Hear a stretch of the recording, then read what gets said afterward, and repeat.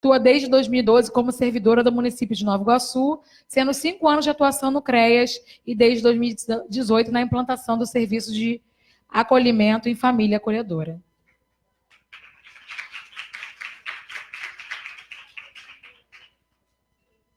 Para falar sobre medida socioeducativa, eu convido Evelyn Rebouças, que é conselheira do CRPRJ, psicóloga atuando no CREAS 3 de Campos de Goytacazes, mestre em políticas públicas, pesquisando sobre a questão fundiária de famílias quilombolas, ex-militante do Movimento Sem Terra e conselheiro do CRPRJ, presidente da comissão gestora da subsede de Campos.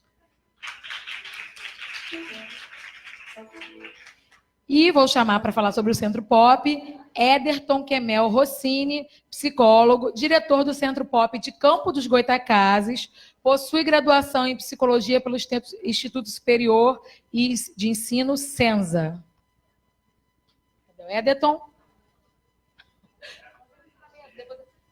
Podem vir para a mesa que eu pego o pendrive com vocês. E para mediar, eu convido Thaís Vargas, colaboradora do CRPRJ, ela vai se apresentar melhor para vocês, tá?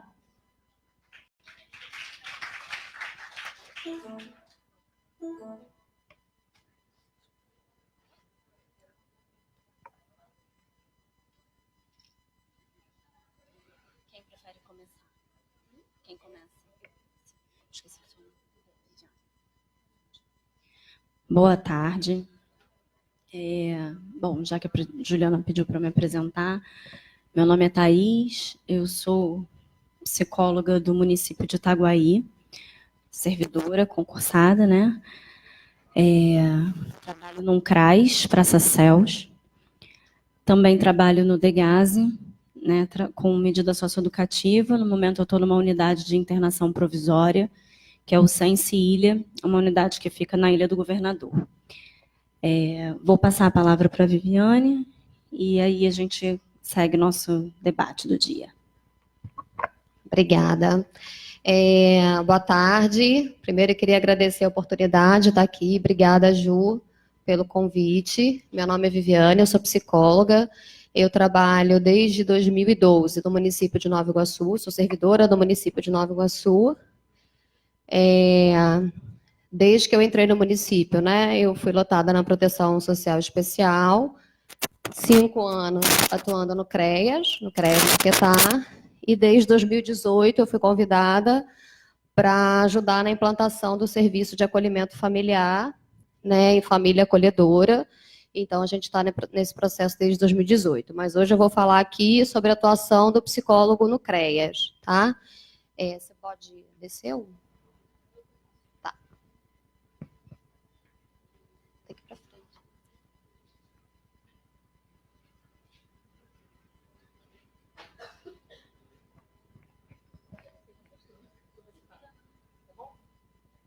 E aí eu tenho que ir lá para frente, né? Isso. Aí tem que ir lá. Melhor, né? Vamos lá. Obrigada.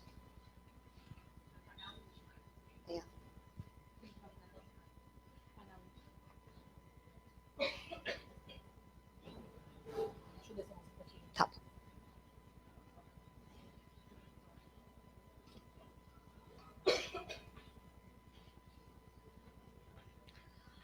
Bom,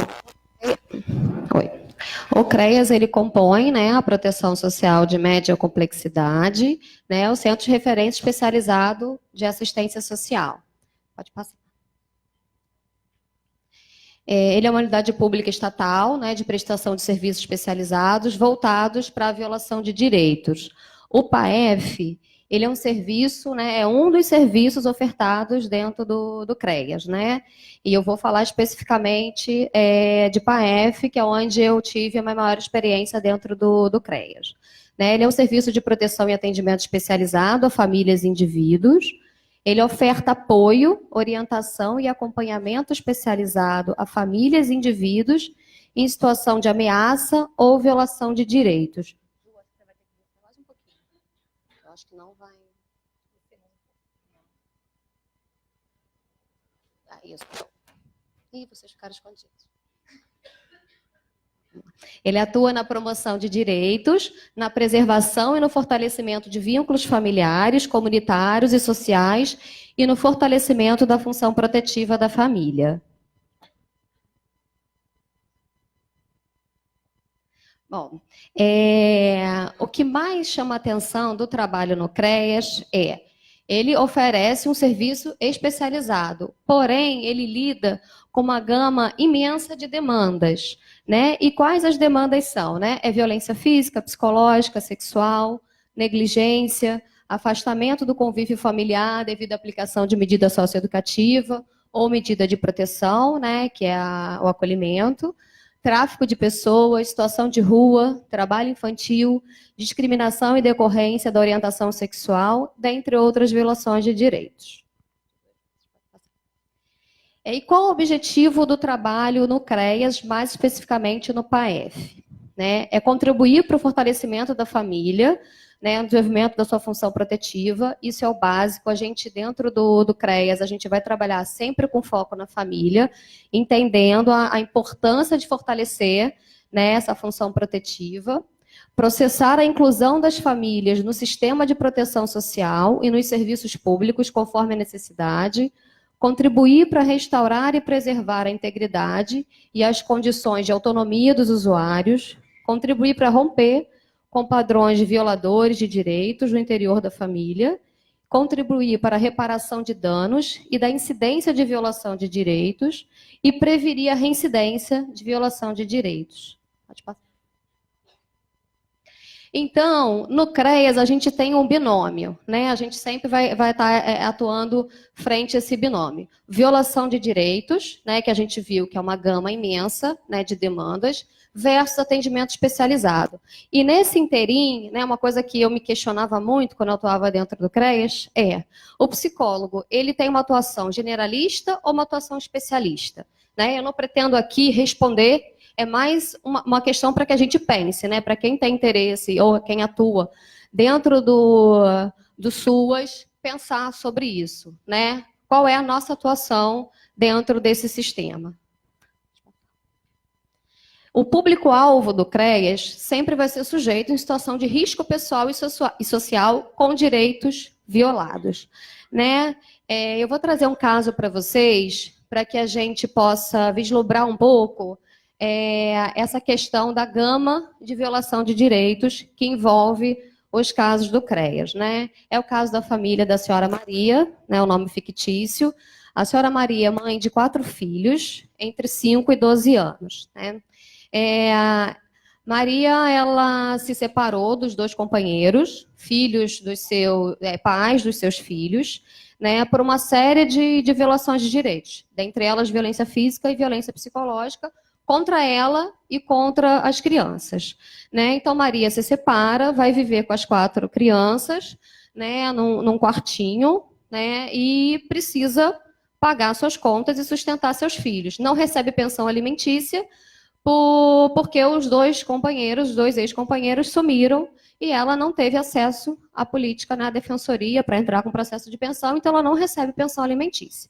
Né? E aí Maria trabalha de segunda a sexta como diarista, né, para poder sustentar seus filhos. Os filhos ficam meio período na escola, meio período sozinhos em casa. Quem toma conta é a mais velha de 12 anos, a Júlia, nome fictício também. Então, Júlia fica durante a tarde com as crianças. Um vizinho, percebendo essa movimentação familiar, né, de que uma menina de 12 anos ficava em casa, né, com as outras crianças, começa a se crianças. E Júlia, que era uma menina que já apresentava alguns sinais de depressão, né, por conta das violências sofridas, né, por parte do genitor, acaba, o tal vizinho ganha a confiança de Júlia, né, e começa a abusar sexualmente de Júlia. Né? O abuso começa, né, acariciando o corpo, né, até que evolui para um estupro. Né?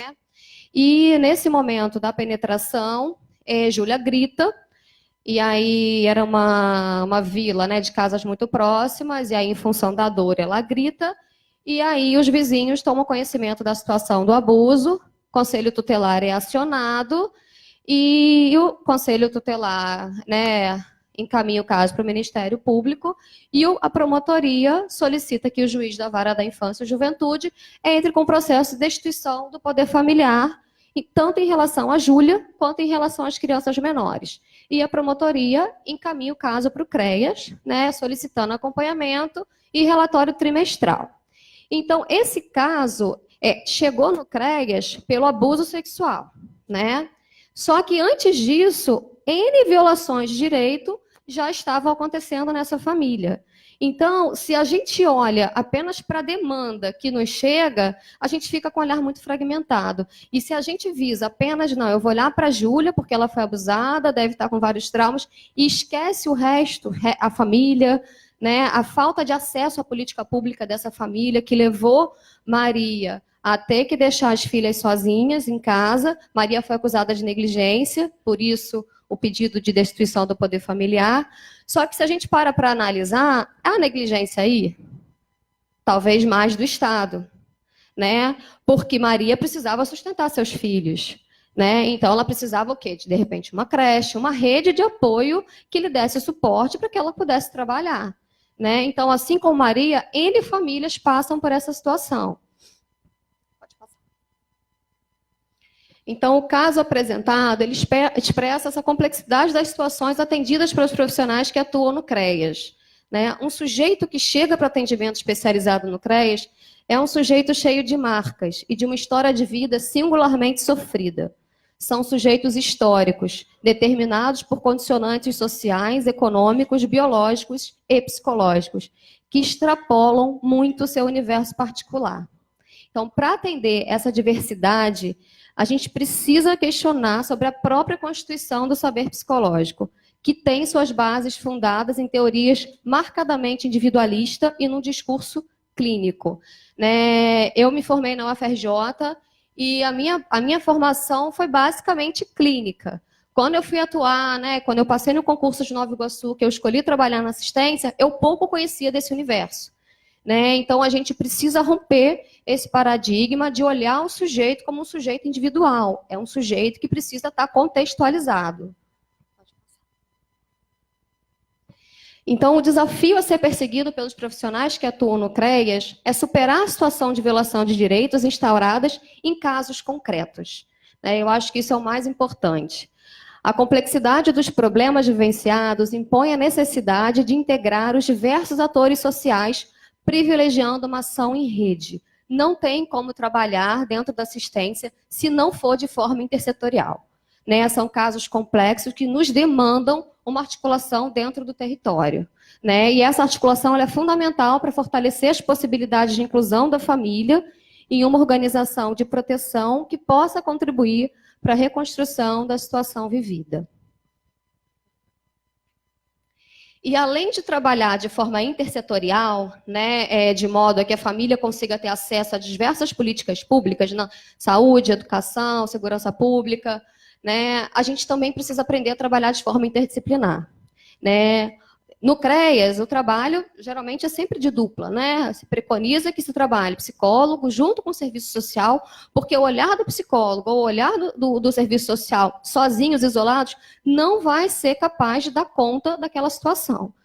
E no mundo ideal aí de um equipamento também de ter pedagogo, profissional de direito, para que a gente possa articular diversos saberes, para que a gente possa atender essa família de forma mais eficaz. Então, a gente precisa aprender a trabalhar de forma interdisciplinar. A oferta de atenção especializada e continuada deve ter como foco a família e a situação vivenciada, nunca o indivíduo, sempre a família dentro do seu contexto. A reflexão sobre a complexidade das situações nas quais os usuários dos CREAS estão envolvidos permite viabilizar a construção de redes de proteção. A atuação isolada, quer seja de um profissional, de um serviço ou de uma política, não será capaz de dar conta dessa complexidade. Apostar na capacidade das famílias e indivíduos referenciados no território é desenvolver um trabalho social de emancipação, auxiliando-os na promoção de sua autonomia, com o suporte dos serviços e programas sociais públicos necessários. Eu estava lendo uma frase vindo para cá, alguém me mandou no WhatsApp, que Não adianta dar o peixe, tem que ensinar a pescar. Só que quando a gente destroça o barco, acaba com a vara, a gente precisa dar o peixe primeiro. Né? A gente, às vezes, precisa dar o peixe primeiro e, num processo, ensinando a pescar e fazendo com que aquela família desenvolva autonomia para conseguir ter autonomia de sair do equipamento. Que a gente nunca busca que uma família fique sendo atendida no CREAS ad eterno. Né? A gente sempre busca conferir autonomia para essa família. Bom, a atuação da psicologia dentro dos CREAS, ela deve superar a tradição subjetivista de visão do mundo. Apesar do sofrimento ser vivido pelo indivíduo em sua singularidade, a sua gênese é social. Isso requer uma clareza na forma de compreender a desigualdade social. A atuação no SUAS não deve ter foco apenas no indivíduo, mas também nos contextos produtores de vulnerabilidade. Precisamos olhar para a complexidade dos fenômenos. E isso exige um olhar contextualizado, uma atuação interdisciplinar e intersetorial, bem como a superação de práticas de caráter clínico tradicional. Bom, é isso, gente. Obrigada.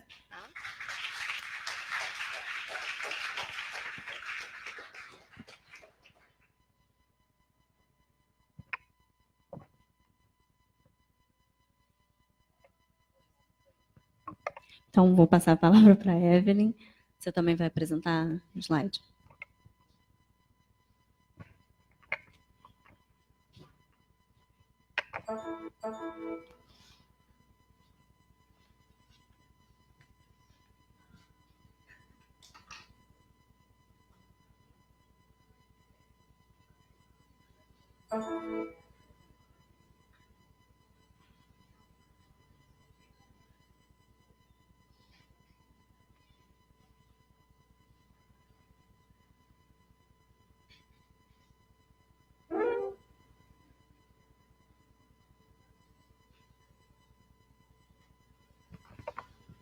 Beleza, boa tarde, gente. Eu sou psicóloga, né? Conselheira da atual gestão do Conselho Regional de Psicologia, eu atuo em Campos dos Goitacazes. E eu também sou servidora pública no CREAS, no Centro de Referência Especializado de Assistência Social. Quem aqui é estudante? Levanta o braço, por favor. Tem alguém aqui que não seja da psicologia? Nossa, são de que área?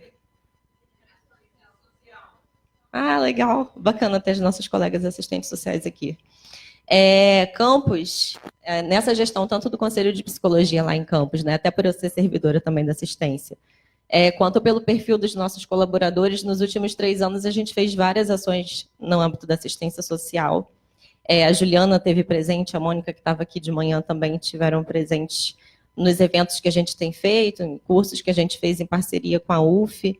E nessa semana a gente fez a primeira mostra campista de psicologia. A gente foi também imbuído pelo espírito da mostra que teve no Rio, né, que foi lá na Veiga. Foi. Aonde? Unigran Rio, isso. E aí a gente fez, foi na terça-feira, tinham várias assistentes sociais também, e foi bem bacana. Eu vou falar da minha experiência lá no CREAS 3, sobre medidas socioeducativas. Pode passar aí, por favor. Também, a minha experiência, além da assistência social, é com psicologia rural, né, tanto pelo mestrado quanto pela militância, o caminho aí que eu já trago. Mas, falando hoje sobre socioeducação, eu trouxe aqui alguns gráficos, alguns dados, então, assim, apesar de nem sempre usar essa coisa dos slides, hoje eu achei importante e bacana para poder visualizar, e eu também trouxe algumas fotos lá do trabalho feito em Campos. Então, estamos aí na socioeducação, que são essas práticas que trazem as demandas sociais, os direitos humanos, para acompanhar os adolescentes que são autores de atos infracionais, atuando junto a eles e das famílias deles, né, também tendo em vista essa questão de território, de laços com a comunidade e tudo mais, para que eles encontrem novas alternativas, né, frente à vida, né, mas sempre como autores autônomos que fazem suas escolhas, né, não no lugar passivo. E aí, o psicólogo, historicamente, ficava nessa, até eu na faculdade, né? Poxa, quem vai trabalhar com adolescente em conflito com a lei, municipalizado, né, sendo dentro da assistência? Eu sou um psicólogo jurídico, eu sou um psicólogo social, comunitário. Na verdade, a gente está na inserção de tudo isso, na interseção. Pode passar aí, por favor. Bem, no início, a gente sempre precisa lembrar dessa história um pouco complicada, não só da psicologia, mas da ciência, né? A gente vem aí do século XIX, de uma produção que vem historicamente da Europa, homens brancos, toda essa coisa que a gente fala de colonização, né, das ciências, não é só a psicologia. Mas, felizmente, a gente está no momento de reconstrução de tudo isso. Mas, historicamente, desde antes da regulamentação da profissão no Brasil, nós já tínhamos psicólogos atuando em educação, em POT e também na área jurídica. E, de princípio, com aquela visão bem de testólogo, de psicologia do testemunho, de verificar se a pessoa estava mentindo ou não, se a pessoa estava tendo falsas amnésias ou não. A avaliação psicológica como centro da questão e não apenas como só um recurso dentro do trabalho do psicólogo ali frente ao crime. E o centro era esse, né? Era o crime, principalmente o adulto, se ele iria voltar a delinquir ou não. Aquele psicólogo como uma pessoa que tem uma bola de cristal, que vai adivinhar se a pessoa está mentindo ou não, se ela tem a moral e os bons costumes, né, interiorizadas dentro dela, e nessa visão disciplinar de se a pessoa não segue por esse caminho, vamos fazê-la voltar para esse caminho. E a predominância de atividades de confecções de laudos, pareceres e relatórios, mas sempre como um subsídio ao magistrado, né, e não para a nossa própria prática, né, da gente impulsionando as pessoas para a cidadania, tendo uma escuta qualificada e observando todos os condicionantes sócio-históricos e políticos que envolvem o crime. Pode passar. E aí, por que não relembrar desse passado um pouco complicado? A gente tem o César Beccaria, que tem essa obra, O Homem Delinquente, e tem o Franz Gall, que é o alemão da frenologia, o outro é italiano, e eles têm um pensamento que acabou por muito tempo influenciando a criminologia, a psicologia, a psiquiatria forense.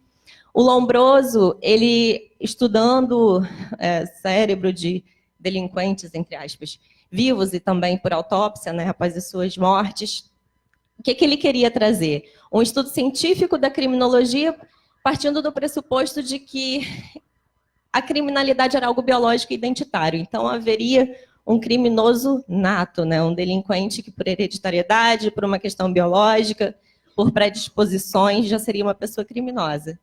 E o Franz Gall, na frenologia, ele fazia um estudo do formato do crânio.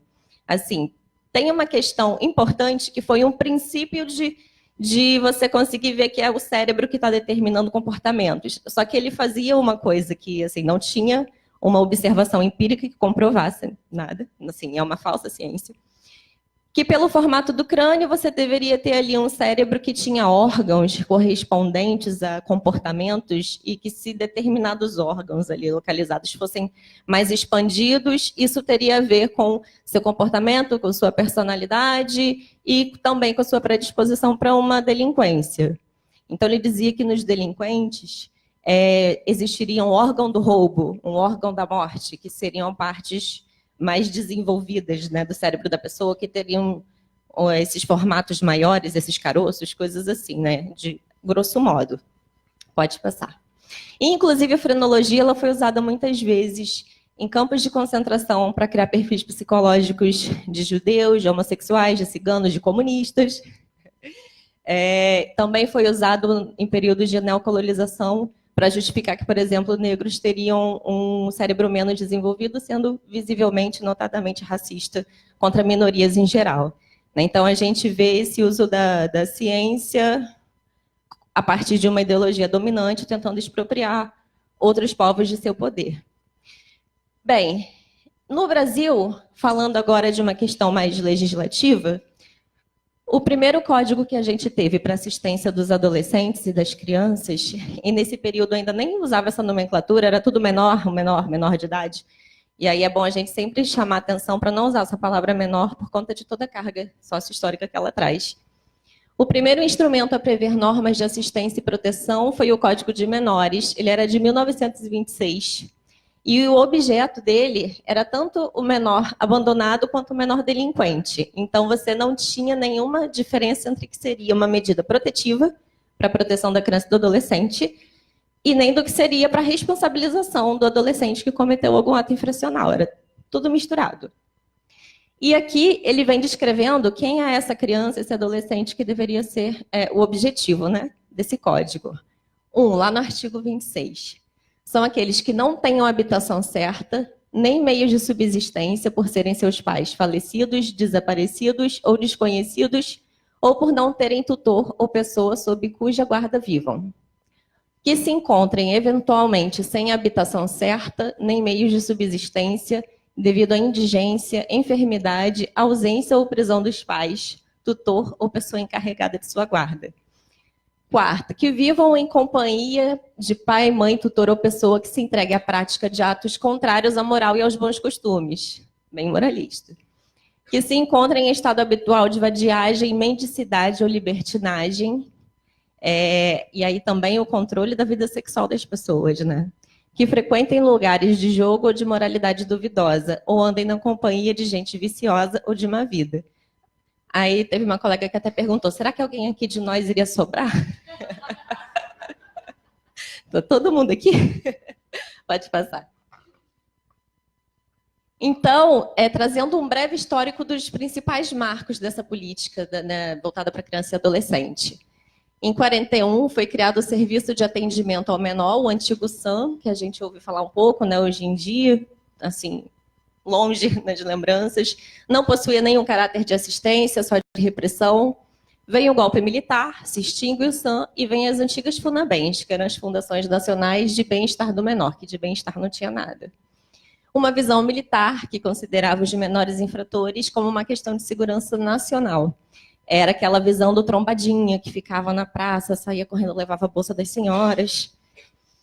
Em 73, foi criada a Extensão Estadual da FUNABEM, a FEBEM, que a gente conhece muito pelo Cidade Alerta, porque tinha sempre o Datena falando, na FEBEM está tendo a rebelião, não sei o quê. Isso que fica meio que no imaginário coletivo, né? No meu, pelo menos, é o que eu sempre lembro.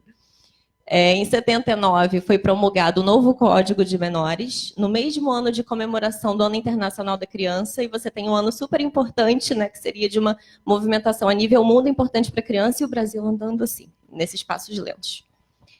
Depois vem a Constituição de 88, a redemocratização do país, né, que bom. Você tem a criação do ECA em 90.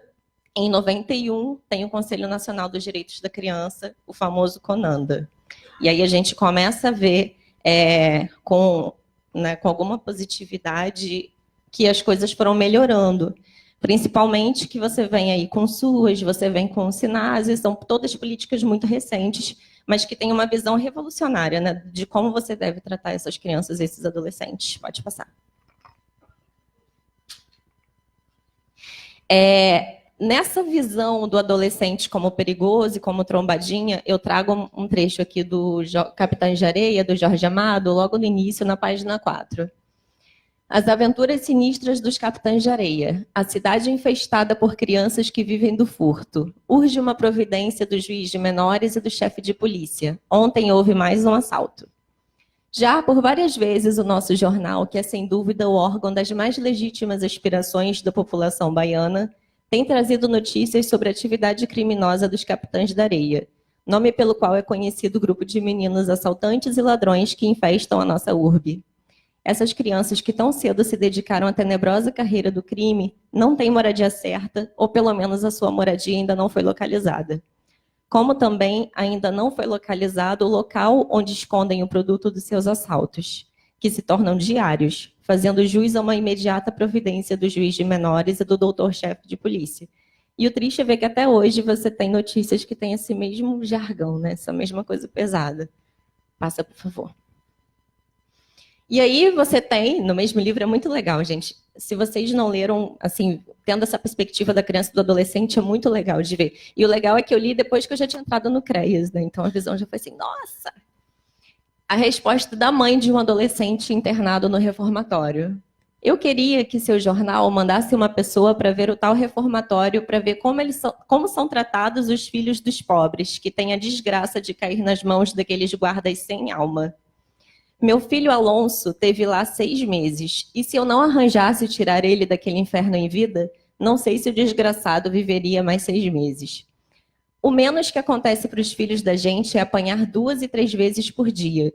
Se o jornal do Senhor mandar uma pessoa lá secreta, há de ver que comida eles comem, o trabalho de escravo que tem, que nem um homem forte, que está um errinho ali, aguenta, e as surras que tomam. Maria Ricardina, costureira, publicado na 5ª página do Jornal da Tarde, entre anúncios. Eu estou falando muito rápido para você? Mais ou menos.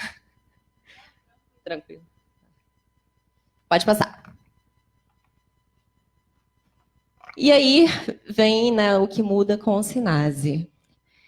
A criação do Sistema Nacional de Atendimento Socioeducativo, que é de 2012, é uma nova forma de responder à adolescência que se envolve com violência. É um sistema de política pública que objetiva atender essa parcela da população que foi historicamente concebida como perigosa e delinquente. E a grande novidade é ele trazer essa articulação das políticas públicas, né, como a colega estava falando antes. Se você não percebe que a falta de acesso para as políticas públicas para a família, quanto à omissão do Estado, é violadora, então como você vai apenas culpabilizar aquelas famílias numa visão completamente individualista e determinista? Assim, não faz sentido, mas infelizmente no nosso país parece que faz sentido. Pode passar. E aqui eu gosto de trazer esses exemplos assim, de um contraponto entre a visão de um psicólogo que teria essa visão mais conservadora, né? Nem sempre a palavra conservador quer dizer alguma coisa ruim, né? Mas nesse sentido, sim, tendo os aspectos históricos da psicologia, e aqui embaixo é de uma visão de um psicólogo mais crítico, sobre o mesmo caso. Aí em cima a gente tem no relatório. O adolescente JFS vem de uma família desestruturada, e as pessoas têm um fetiche, né? Algumas pessoas têm um fetiche para essa coisa da família desestruturada, disfuncional. Com pai em privação de liberdade e mãe em situação de drogadição. Irmãos mais velhos envolvidos com tráfico de substâncias psicoativas, o que justifica o comportamento do adolescente. Pesado. JFS abandonou a escola e permanece longas horas por dia vagando pelas ruas do bairro na companhia de outros adolescentes envolvidos com o tráfico, sendo que o seu próprio bairro é marcado pelo tráfico e pela violência, levando a uma repetição dos padrões da sua família e de seu ambiente. O determinismo geográfico da família, né? Quase que uma hereditariedade também. Então, como aquilo não está tão longe, né? Dessa forma, se justifica o fato do adolescente não estar aderindo ao cumprimento da medida socioeducativa. E aqui a outra perspectiva, embaixo. O adolescente, JFS e sua família estão inseridos num cenário marcado pela insuficiente garantia dos direitos humanos ou do acesso às políticas públicas. Família carece de emprego, saúde, habitação, educação, saneamento básico, segurança e lazer, tornando dificultosa a adesão ao cumprimento da medida socioeducativa, já que, com tantas outras esferas da vida do adolescente afetadas, nem sempre se alcança facilmente a perspectiva de que tais situações podem ser dirimidas ou atenuadas por meio do acompanhamento familiar. Vale ressaltar que, após inúmeras tentativas de inserção em unidades escolares, todas essas negaram a matrícula do adolescente, alegando a falta de vagas, assim como não foi possível a inserção em curso extracurricular, pois devido à baixa escolaridade, não encontramos algum curso que se adequasse a seu perfil. E aí você já implica o Estado, você fala das dificuldades, né, que aquela família enfrenta diariamente, sai de um discurso individualista e culposo. Pode passar. Então, de um lado, a gente tem a individualização do fracasso, sem considerar o contexto sócio-histórico, uma pobreza que justifica, né, a criminalização e a punição, o foco na avaliação psicológica, só com vistas a dar respostas ao questionamento da justiça. E, enfim, eu vou falar mais para frente da nossa relação com a justiça, que é bem complicada. E, do outro lado, análise dos condicionantes políticos, econômicos, históricos e sociais que atravessam a vida das famílias, assimilação da cultura dos direitos humanos, e as pessoas muitas vezes ignoram que tudo é direitos humanos, né? Se você tem uma casa, se você consegue comer, se você tem acesso à escola, tudo isso é direitos humanos, não é passar a mão em cabeça de bandido. E isso é bem complicado. ênfase ao acompanhamento familiar. Pode passar. E o SINASE, ele vem trazendo, primeiro que a gente não usa essa palavra crime, né? É ato infracional, um ato análogo a um crime, e a gente entende exatamente que para o adolescente estar em um processo, né, de construção da personalidade, ainda está se tornando um adulto, ele não deve ser penalizado, punido como um adulto. Ele deve ter como alternativa caminhos para ele realmente tomar novos posicionamentos perante a vida, fazer novas opções, opções sempre com muitas aspas também, né, porque devido a tantas questões que esses meninos, né, vivenciam desde a infância e que às vezes a gente, na nossa concepção ou no nosso desejo de ser classe média, a gente não alcança, mas enfim, até falar em opção, em escolha também é bastante complicado.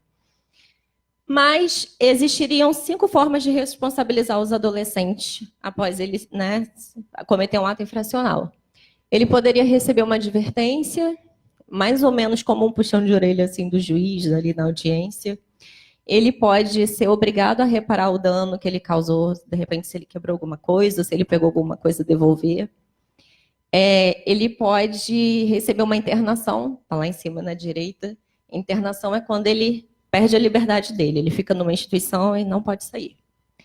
Ele pode responder com a prestação de serviços à comunidade, que é como um trabalho voluntário, 8 horas por semana. Com a liberdade assistida. A liberdade assistida ela é muito conhecida pela obrigatoriedade do menino estar estudando e fazendo algum curso. É muito mais do que isso, mas basicamente é isso. E a semi-liberdade, que é quando o adolescente tem só uma restrição da liberdade dele. Durante a semana ele fica na instituição, mas nos finais de semana ele pode ir para casa. Pode passar. E essas medidas socioeducativas, né, tirando a advertência ou quando ele vai reparar o dano, as outras instituições, as outras medidas socioeducativas dependem de instituições. Algumas instituições são do Estado e algumas outras instituições são do município. As que são do Estado são as de restrição da liberdade, que ele vai para casa no fim de semana, e a de privação da liberdade, né, quando ele perde a liberdade dele mesmo. Essas duas, elas são geridas pelo DEGASE, que é o Departamento Geral de Ações Socioeducativas, órgão vinculado à Secretaria de Estado de Educação, responsável pela execução dessas medidas. E aí eu trago aqui, privação de liberdade, quando ele realmente perde a liberdade, ele pode ficar internado tanto de forma provisória, tipo, foi pego em flagrante, vai ficar 45 dias ali numa provisória, depois vai ter uma nova audiência e vai ser definido o futuro dele. Ou definitiva, né? Já teve audiência, a medida dele realmente é ficar alguns meses lá sem liberdade. Temos várias unidades aqui no Rio de Janeiro. Lá em Campos, a gente tem uma dessas instituições onde o adolescente perde totalmente a liberdade, e eu achei importante falar dela aqui, porque, assim, eu não sei se é só em Campos, provavelmente não, mas as situações são muito precárias. Primeiro, por conta da superlotação. Até pouco tempo, lá só tinha uma capacidade para 80 pessoas e tinha mais de 200, para meninos, né? Porque lá é só masculino. E aí quando a gente visitava, enfim, fazia fiscalização, alguma coisa assim, você via aquela cela para 4 pessoas que tinham 17, 20, dependendo da situação. Então, eles não saíam mais para o refeitório para comer, a quentinha chegava por meio da porta, né, para eles comerem.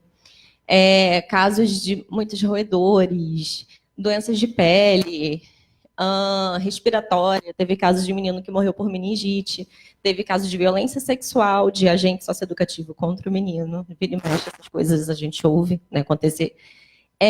Lá também tem uma questão séria com falta de água. Vão caminhões-pipas levar, eu não sei porque a unidade ela fica longe do centro. Então, até para as famílias poderem visitar os meninos é muito complicado, por conta da falta de transporte. Porque é uma estrada entre um município e outro. E mesmo se eles quiserem ir de ônibus, tem a dificuldade dos horários, né, que não tem tanto assim, e a passagem acaba sendo muito cara. Né? Não é como dentro da cidade, a passagem é mais de R$7, e assim, para as famílias, geralmente tem parcos de recursos financeiros, acaba sendo muito caro. E aí tem a dificuldade de chegar a água, chega por caminhões-pipas, eu não sei se lá não tem encanada, mas geralmente abrem 2 vezes por dia, e aí fica com um cheiro muito forte, assim, todas as questões muito básicas faltam ali, então como pensar em uma perspectiva de socioeducação, né, de fazer aquele menino, pela educação e pelas outras políticas públicas, assumir novos comportamentos frente à sociedade, e frente à própria vida, óbvio. Agora, as outras instituições, que são aquelas que eles ficam durante a semana e saem no fim de semana, a gente chama de CRIADs, que são os Centros de Recursos Integrados de Atendimento ao Adolescente. Lá em Campos também tem uma, que também é só masculina, então, no caso das meninas, elas precisam vir para o Rio, infelizmente, o que também atrapalha, né, de ter o contato com a família. Aí pode passar. Aqui eu peguei no site do Degase todas as unidades que a gente tem de privação da liberdade. Aí qualquer coisa você me... 5 minutos? Meu Deus, eu estou no meio ainda. Foi mal. Então, tem algumas na Ilha do Governador, algumas que são só femininas, Bangu, Belford Roxo, Volta Redonda, lá em Campos, pode passar. E aqui são os criades. Temos na Penha, Santa Cruz, Bangu, Ilha do Governador também, e fora do Rio, né? Mas na Grande Rio ainda, Niterói, São Gonçalo, Nova Iguaçu, Duque de Caxias, Nilópolis, e no interior tem Teresópolis, Nova Friburgo, Cabo Frio, Macaé, Campos, Volta Redonda e Barra Mansa. Pode passar. Bem, aí eu estava falando das instituições que são a nível Estado. E agora a gente vai falar de quando o menino cumpre a medida socioeducativa em liberdade, isso é municipalizado pelo CREAS. Essa municipalização, ela veio desde a Resolução 109 de 2009, que é a tipificação nacional dos serviços socioassistenciais. Pode passar. E aí, lá no CREAS, a gente lida com esses meninos quando eles vêm pelo judiciário com a determinação de uma dessas duas medidas, que é a liberdade assistida ou a prestação de serviços à comunidade. Na prestação de serviços à comunidade, é aquele serviço voluntário, que ele faz 8 horas por semana, e aí isso vai sendo dividido de acordo com o dia dele, né? Se é 2 horas a cada dia, ou um dia inteiro, assim, conforme eles puderem. E a gente tem uma dificuldade gigantesca de conseguir instituições que peguem esses meninos por discriminação, por medo, eles ficam querendo que a gente diga qual foi o ato infracional deles, e a gente não diz, obviamente. E muitas outras não é nem por má vontade, mas é porque geralmente é em equipamento público. E assim, a gente sabe o quanto o público é precarizado. E ele nem tem o que o menino fazer. Às vezes não tem assim, um arquivo para ele ajudar a organizar, são instituições que faltam cadeira, faltam tudo. Então, o menino vai ficar aqui fazendo o quê? O dia inteiro, olhando para o alto, ou vai colocar o menino para varrer o chão? Não é o que a gente gostaria. A gente gostaria que ele lidasse com coisas diferentes do cotidiano dele, aprendesse, de repente, novas aptidões, novas habilidades. Essa é uma dificuldade muito grande lá em Campos. E na liberdade assistida, tanto na prestação de serviços quanto na liberdade assistida, a gente vai fazer um trabalho com a família também, e com o território dele também, se possível. Então, a gente faz o acompanhamento familiar, que conversa muito com o que a colega anterior falou sobre o trabalho de PAEF, que são os encaminhamentos para as políticas públicas, os encontros individuais ou com a família, reuniões, oficinas. Então, é um trabalho muito mais amplo do que, né, de início a gente pode imaginar. E tanto um quanto o outro, geralmente, eles duram 6 meses. O menino vai lá e inicia, é referenciado, a gente abre o PIA, que é o Plano Individualizado de Atendimento, a gente abre prontuário SUAS, só que dificilmente ele consegue cumprir aquilo em 6 meses, porque a dificuldade de encontrar a instituição, no caso da prestação de serviços, e no caso da liberdade assistida, uma dificuldade gigantesca de conseguir vaga para ele nas escolas. Geralmente eles têm uma distorção idade série grande, então tem que ser EJA, e aí tem a dificuldade de encontrar uma escola que tenha EJA perto da casa dele, de preferência que não seja à noite, porque eles têm risco, né? Porque por conta do tráfico, geralmente eles pertencem a alguma facção, ou a escola que está perto da casa deles não tem EJA. Ou quando tem tudo isso, não tem vaga. E mesmo quando tem tudo isso, se a gente der sorte de achar, tem a questão cultural, que assim, na comunidade, na família deles, eles geralmente não conhecem pessoas que foram bem-sucedidas pelo estudo. O que é naturalizado, né, frente a eles é a pessoa que tem o sucesso, que tem o dinheiro pelo tráfico. Então, eles usam muito a escola como um ambiente para socializar, um ambiente para estar junto dos colegas. Então, eles não dão, assim, no nosso sentido de classe média, educação é tudo, vai fazer a gente crescer na vida. Eles lidam com isso de uma forma diferente. Então, tem uma dificuldade muito grande também deles aderirem à escola e mais ainda da gente conseguir vaga para ele na escola. Pode passar. E aí, no nosso cotidiano de trabalho, a gente tem essa relação com as outras políticas públicas, a gente encaminha para a escola, encaminha para a saúde, encaminha para fazer testes rápidos, encaminha para os benefícios, e é importante dizer sempre que tanto o psicólogo quanto o assistente social pode encaminhar a família para os benefícios eventuais e de transferência de renda, né? Em alguns municípios tem problema com isso, o assistente social faz isso e o psicólogo faz aquilo. Mas somos todos técnicos, então todos nós podemos fazer as mesmas atividades. A nossa diferença está na nossa escuta qualificada, o olhar com que a gente vai estar olhando aquilo, né? A questão da produção de subjetividade, mas nas tarefas do dia a dia não existe essa diferenciação assim na assistência. É um trabalho generalista. Equipe interdisciplinar, justamente por isso, lá em campus a gente tem pedagogo, assistente social, advogado, psicólogo, todo mundo trabalhando junto, e o orientador social, que é aquela pessoa de ensino médio que também dá o suporte. Nós fazemos relatórios, muitos relatórios, visitas domiciliares, o encaminhamento para os benefícios, preenchemos os formulários, os relatórios mensais de atividade, as reuniões, e no final é tanto formulário, mas é tanto papel, que a menor quantidade de tempo do meu trabalho é lidando com pessoas. A maior parte do meu trabalho é preenchendo papel. Então, o trabalho no CREAS, pelo menos em medida, é muito burocratizado, o que é uma crítica ferrenha que os psicólogos fazem a esse trabalho. Tempo para intervenção versus burocratização do trabalho, que é exatamente isso, e os desencontros com o judiciário. Vem menino para cumprir a medida socioeducativa comigo, que é da zona rural. E aí, obrigatoriamente, ele tem que estar na escola e tem que estar em algum curso, alguma atividade cultural, algo assim. Sendo que no bairro dele não tem nada disso. E a família não tem dinheiro para ele ficar indo lá no centro da cidade 2, 3 vezes por semana para fazer o curso extracurricular. E aí você precisa, por meio do seu relatório, principalmente, fazer esse aviso e negociar com o judiciário para você conseguir uma medida socioeducativa que realmente se adeque à realidade daquele adolescente. Pode passar.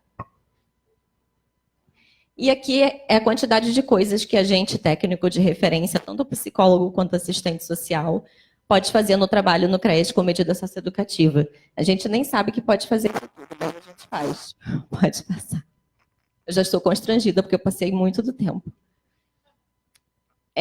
Então, a gente tem essas tensões no trabalho. Assim, a nossa formação, como a colega anterior falou, as facções dos meninos, porque assim, eu cresci num bairro que era marcado pelo problema das facções, né, no meu território.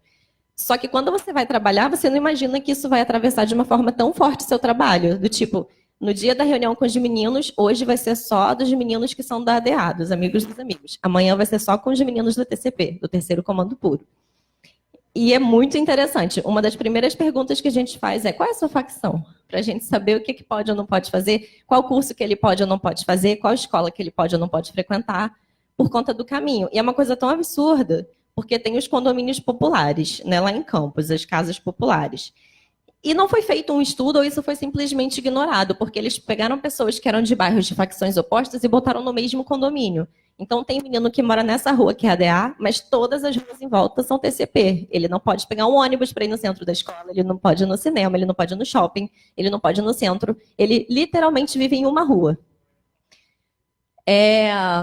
Então, a gente tem esse recorte forte de classe, porque são as famílias economicamente mais pobres, de gênero, porque os meninos são a maioria, de raça, porque sendo os mais pobres, pelo contexto do nosso país, a maioria é negra.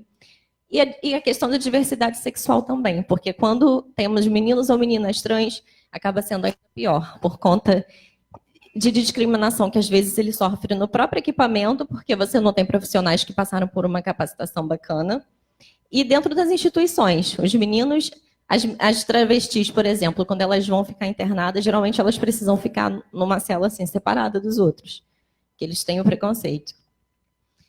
Pode passar? Ai, gente, eu juro que eu estou terminando. Lá em Campos, eu trouxe, como é da minha cidade, eu vou trazer alguns dados assim, do cumprimento de medidas lá. Campos tem quase 500 mil habitantes. Em território, Campos é gigante, é muito maior do que o Rio de Janeiro. Só que é uma cidade que a parte urbanizada é bem pequena. Tem um alto índice de pobreza, 50% da população é negra, porque foi uma das últimas cidades do mundo a, na prática, abolir o trabalho escravo. Sendo que até hoje é uma das maiores cidades do mundo a ainda ter trabalho rural em condições análogas à escravidão.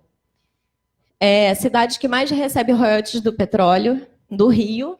Até 2013 recebia 630 milhões, mas que a gente não vê na prática da cidade esse dinheiro assim sendo investido, né? Ainda a parte urbana é muito pequena, a gente não vê essa coisa que a gente vê em uma cidade grande como no Rio de Janeiro.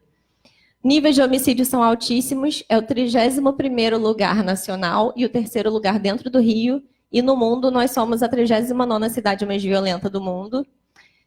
Alta concentração de terras, porque a gente vem desse legado escravocrata, e Campos já é conhecido pela cana-de-açúcar. Então, você tem o índice de Gini, que é uma conta que você vai para medir a concentração de terras num lugar. O resultado vai de 0 a 1. Quanto mais perto de 1, maior a concentração de terra. Campos é tipo 0,9, de acordo com o último censo. E lá nós temos 3 CREAs. São mais ou menos 260 casos para os 3 CREAs juntos. Só que o outro CREAS, porque aqui a cidade é dividida por um rio. Desse lado da foto, que é o lado, entre aspas, bonitinho, é a parte socioeconômica melhor. Do outro lado do rio, que nunca aparece nas fotos, é a parte mais pobre da cidade, que se chama Guarulhos, que é onde a parte mais negra e mais pobre mora, que é onde eu moro também. Por isso que eu cresci conhecendo essa realidade. E aí, o CREAS que fica do lado pobre da cidade, ele sozinho tem 150 casos, dos 260 do caso inteiro. E teve uma coisa interessante lá em Campos, que por um tempo teve a união das facções, a ADA e TCP, porque estava entrando o Comando Vermelho, que inclusive fica ali perto, em Macaé. Então eles se uniram, teoricamente. Então os meninos iam para o baile lá da oposição, e foi uma coisa muito curiosa, mas já acabou essa união. Pode passar. Então, aqui fazendo essa divisão por raça, cor, e foi autodeclaratório. 40% dos meninos são os pardos, branco 23% e preto 37%. A maior parte dos meninos se reconhecem como pardos. Né? Essa coisa de o que eu sou? Então eu sou pardo. Se não sei muito bem o que eu sou pardo. Pode passar. Uai, tá em branco. Escolaridade por idade. Nós temos meninos que cumprem medida dos 12 aos 20 anos. Geralmente, quando você faz 18, você não tem tantas pessoas cumprindo medida socioeducativa após os 18, porque com 18 você alcança, né, a maioridade penal. Mas, em alguns casos, o juiz fala, não, deixa, está cumprindo direitinho, pode continuar. Então, por isso que a gente tem meninos de 19 e 20 anos, sendo que pela lei pode ir até os 21. Então, a gente tem, são vários números, mas assim, a maior parte, independente da idade, está no Fundamental 2. A maior parte dos meninos e das meninas também. Pode passar. Renda per capita das famílias. Em primeiro lugar, nós temos as famílias que têm entre R$ 170 e meio salário mínimo. Em segundo lugar, as famílias com meio salário mínimo. Mas em terceiro lugar, são as famílias que não têm renda nenhuma. Depois vem as que têm até 85, 170, 85 reais. Pode passar. E assim, com o campus, além de tudo, estava com uma dificuldade econômica, que foi decretada calamidade financeira, e aí vários benefícios foram cortados, tipo, muitos. O que a gente tem hoje que funciona em mais plenitude é as cestas básicas, o programa Bolsa Família, né, porque é federal, e a gente tem o programa Renda Mínima, que a família pode receber por até 6 meses um salário mínimo, em contrapartida ela faz um curso de geração de renda, mas assim, a procura é tão grande que a pessoa, quando ela consegue entrar, leva 6 meses até receber a primeira parcela. E aí, a gente faz os encontros, as reuniões mensais com os adolescentes. Felizmente, lá no meu CREAS, como é do lado de cada ponte, não tem tanto problema assim com violência, com facção. A gente consegue fazer os encontros com os meninos e com as meninas de uma forma bem tranquila. E a gente falava muito sobre ECA, sobre os direitos deles. E assim, apesar de ser muito importante, a gente não conseguia encontrar uma dinâmica que fizesse eles prestarem atenção e dividirem realmente aquele momento com a gente. Então, a gente fez um projeto de tratar de assuntos culturais. E aqui eu trago só algumas fotos, porque nas outras apareciam os rostos deles, mas aqui a gente levou um grafiteiro, e a gente conseguiu usar a própria parede do CREAS para os meninos criarem a identidade, né, visual. Poxa, eu fiz isso aqui também, pintei isso aqui também. E aqui está o rapaz, ele levou as próprias tintas, né, porque em política pública a gente sabe que o recurso é pouco. Ele levou as próprias tintas ali, sou eu mesma, porque não deu para tirar foto dos meninos, pode passar. E aqui como ficou depois de pronto, pode passar. Aqui foi um pintor, e ele foi conversar sobre tinta, só que a partir de tinta primária e secundária surgiram tantos assuntos da vida dos meninos, e também foi uma outra parede do próprio CREAS que a gente usou. Pode passar, como ficou pronto. Aqui está o grafite. E assim, ele no início começou a colocar essas folhas. Aí no final os meninos foram fazendo outras coisas. Coroa, mãe, Deus, pai. Aí tem lá em cima um CR7. Alguém sabe o que é? Cristiano Ronaldo, eu não sabia. O que é isso? Pode passar. Aqui foi uma psicóloga que trabalha com uma ONG, que é a Nação Basquete de Rua, lá de Campos. A gente levou ela para falar sobre saúde física, sexual deles, principalmente enquanto adolescentes pobres e negros, né? E a ONG dela é voltada para isso. A gente também levou um cadeirante, rapper e negro para falar sobre rap junto com os meninos, porque eles gostam de rimar, eles têm essa coisa, né? A gente falou um dia sobre machismo com os meninos do tráfico. E foi muito interessante, porque eles chegaram falando. No final, eles ficaram assim, mudos, ouvindo. A gente levou um tatuador também, que ele era do tráfico. E ele falou como a arte mudou a vida dele. E ele falou umas 2 horas seguidas. E foi um dia que os meninos não tiravam os olhos dele. Ele falava, eles ficavam assim. Porque a história de vida dele realmente é fenomenal. Pode passar. E aqui, assim, fora todas as dificuldades, eu coloco aqui saídas. E existem algumas saídas. E pelo menos coisas que fazem a gente respirar e conseguir ir para frente. Controle social, os espaços dos conselhos, das conferências e das audiências públicas ainda são os espaços que a gente, enquanto sociedade civil, pode fazer alguma coisa. Saiu agora o Plano Municipal de Medidas Socioeducativas. Se a gente tem essa dificuldade de, por exemplo, não conseguir escola para os meninos, é através da operacionalização do plano que a gente consegue dizer, dentro da Secretaria de Saúde, vai ter uma pessoa responsável só por isso. Então, todos os encaminhamentos você pode passar para ela e vai ter tanto de vagas anuais para os meninos de medida socioeducativa. Eu só soube disso porque eu sou conselheira no Conselho dos Direitos da Criança e do Adolescente. Senão, também nem saberia que existem esses instrumentos. E é nessa coisa da sociedade civil organizada que a gente consegue ter informação e saber a quem cobrar. Eis a importância. Curso de extensão, lá numa união da gente, enquanto CRP, quanto com a UF, a gente fez um curso de extensão só para os profissionais trabalhadores do SUAS, e teve dias de vivência dentro de assentamento, e foi muito legal, muito rico. Encontros, grupos de estudo, temos que fazer, inclusive é importante usar dentro do nosso horário de trabalho durante a semana, um momento para a gente estudar com as nossas colegas, isso também é trabalho. Encontros entre os profissionais, discussão dos processos de trabalho, desses fluxos, dessas coisas que parece que não andam, então a gente tem que estabelecer um caminho para elas andarem. Fórum dos trabalhadores, mobilização política, trocas de experiências com outras cidades e estados, porque tem experiências super bem-sucedidas acontecendo e a gente nem sabe. E parceria com as universidades, pode passar. Aqui a sugestão de... Tudo isso você encontra em PDF na internet, sugestão de leitura sobre o tema. Esperar só um pouquinho para o pessoal fotografar.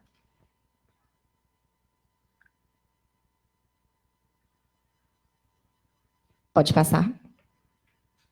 Aqui também, esses aqui estão todos no site do Conselho Federal, né, no site do CREPOP também. E tem sobre várias outras políticas públicas, então é só dar uma olhada lá que vocês vão encontrar para a política da mulher, adolescente, educação pública, tudo isso. Pode passar. E aqui eu termino com o código de ética. O psicólogo baseará seu trabalho no respeito e na promoção da liberdade, da dignidade, da igualdade e da integridade do ser humano, apoiado nos valores que embasam a Declaração dos Direitos Humanos. O psicólogo atuará com responsabilidade social, analisando crítica e historicamente a realidade política, econômica, social e cultural. Ao psicólogo é vedado praticar ou ser conivente com atos de negligência, discriminação, exploração, violência, crueldade ou opressão. Também é vedado induzir a convicções políticas, filosóficas, morais, ideológicas, religiosas, de orientação sexual ou qualquer tipo de preconceito, quando do exercício das suas funções profissionais. Então, assim, na base do Código de Ética, a gente já encontra tudo, para a gente realmente fazer um trabalho ético. Pode passar, agora acabou. Obrigada.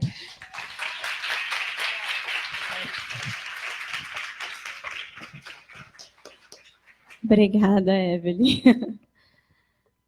Juliana vai subir para a gente, que o Ederton não vai utilizar o Data Show.